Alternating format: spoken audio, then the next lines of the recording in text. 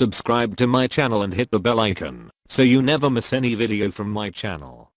اور اس طرح جنگ احد کا منظر بنا، یہاں تک کہ جو نبی نے چوٹی پر پہاڑی کی ٹیلے پر اور پہاڑی پر چوٹی پر کھڑا کیا تھا 50 مجاہدوں کو، جب انہوں نے جنگ احد، اب مولا نے اور اصحاب رسول نے جنگ تو فتح کر لی، مولا کی سالاری، سرداری، پرچمداری، علمداری میں جنگ تو فتح ہو گئی، تو وہ اوپر سے دیکھ رہے ہیں کہ پورے میدان میں مال اٹھایا جا رہا ہے۔ اچھا، مال اٹھا کر سب لے کے نہیں جاتے تھے اپنے خیموں میں، وہ ایک جگہ جمع ہوتا تھا اور پھر سرکار دو جہاں طے کرتے تھے کہ جس کی جتنی زحمت تھی اتنا ہی اس کو دے دیا جائے۔ جی، یہاں بھی کمال علی بڑا عجیب ہے، ہر معرکے میں سب سے قیمتی چیز علی کو ملی اور مدینہ گھر پہنچنے سے پہلے فقیروں میں بٹ جاتی تھی۔ یہ بھی مولا کا ایک انداز تھا۔ تو جب وہاں منظر بدلا، وہ لوگ اتر کے نیچے آ گئے اور مال اٹھانے لگے، اور پھر وہ جاتا وہ لشکر پلٹ کر آ گیا، تو اس وقت مولا کائنات اور 12 اور افراد، مجموعی طور پر 13 اصحاب ہیں جن کے نام بھی ہیں، جو میدان میں ڈٹے رہے۔ وہاں کتنے افراد ہیں؟ 1000 سے زیادہ لوگ ہیں، دشمن کے 1000 سے زیادہ لوگ، یہاں 13 لوگ۔ کتنی سخت ہو گئی یہ جنگ؟ جی، مشکل جنگ ہو گئی۔ یہ واحد جنگ ہے جس میں مولا علی علیہ السلام کو 80 زخم لگے، 80 زخم، بدن مبارک پر 80 جگہ چوٹیں لگی ہیں، مولا کو زخم لگے ہیں۔ اور یہ واحد جنگ ہے جس میں نبی کے 2 دانت شہید ہوئے ہیں۔ یہی وہ انہیں اتنا قریب آ گیا تھا دشمن، نبی تک پہنچ گیا تھا، نبی کو مارنے کے لیے اس نے ہاتھ اٹھا لیا تھا۔ یہ 13 اصحاب نے نبی کی جان بچائی، اور یہ وہی 2 دانت کا قصہ ہے جو حضرت اویس قرنی نے پھر پوری اپنی 32 پورا دانت، پورا جبڑا توڑ لیا تھا، 2 کر کے توڑ لیے تھے کہ ہو سکتا ہے یہ دانت ٹوٹے ہوں، ہو سکتا ہے یہ دانت ٹوٹے ہوں۔ جی، اب مولا کس انداز سے آواز لگا دی گئی، شیطان کی آواز میدان احد میں گونج گئی کہ محمد مارے گئے، تو جو رہے بچے تھے وہ بھی چلے گئے، کہ جب وہی مر گئے تو پھر قرآن کی آیت آئی کہ کیا میرا نبی رحلت کر جائے گا تو تم میرے نبی کا دین چھوڑ کر چلے جاؤ گے؟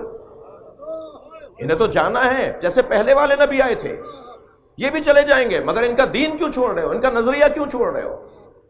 جب جنگ ٹھنڈی پڑی اور وہ لوگ واپس گئے، ان 13 آدمیوں نے کیسے لڑا ہوگا اس کا بیان بڑا مشکل ہے، مگر جب مولا کائنات سے پوچھا نبی نے، یا علی، جب سب بھاگ گئے تو تم کیوں نہیں گئے؟ تو مولا کا جملہ سنیے، بڑا تاریخی جملہ ہے، عظمت علی کا ایک باب ہے۔ فرمایا اکفر بعد الایمان، کیا میں ایمان کے بعد کافر ہو جاتا؟ جو نبی کو چھوڑ کر چلا جائے وہ مسلمان کیسے رہے گا؟ اللہ اکبر، بڑی مشکل بات ہے، مگر واپس لوٹ کر آئے۔ سب سے پہلا واپس لوٹنے والا، کم سے کم مدت میں 3 دن کے بعد سب سے پہلی شخصیت آئی ہے۔ اور پھر قرآن کی آیت آئی کہ اے میرے حبیب، یہ واپس آ رہے ہیں، تم سے معافی مانگے تو معاف کر دو، میں بھی انہیں معاف کر رہا ہوں۔ تو سرکار نے پھر، میں محترم جناب انیق احمد کے پروگرام میں تھا، وہ تفسیر کا پروگرام کرتے ہیں، تو اس میں ہمارے ساتھ ایک بزرگ عالم، بہت بزرگ شخصیت موجود تھی، تو انہی آیات کے اوپر تفسیر بیان ہو رہی تھی کہ احد کے اندر نبی کو جو چھوڑ کر چلے گئے تھے، تو بات آئی تو انہوں نے فرمایا جی اجتہادی غلطی تھی۔ تو میں نے کہا جی مجھے مفتی صاحب سے اختلاف ہے، مگر وہ بات پوری کریں، جب میرا وقت آئے گا تو میں جواب دوں گا۔ تو انہوں نے فرمایا، جب وہ بول چکے تو کہنے لگے مولانا آپ کو کیا اختلاف ہے؟ میں نے کہا مولانا یہ اجتہادی غلطی کیسے تھی؟ کہنے لگے اجتہادی غلطی تھی، وہ یہ سمجھے تھے اور وہ یہی صحیح سمجھے تھے۔ میں نے کہا مولانا نص کے مقابل اجتہاد نہیں ہوتا، نبی موجود ہے، میدان چھوڑ کر جانا نص کے خلاف جانا ہے، قرآن کی آیت کے سامنے تو اجتہاد نہیں ہوگا۔ صلوات پڑھ لیں ذرا محمد و آل محمد۔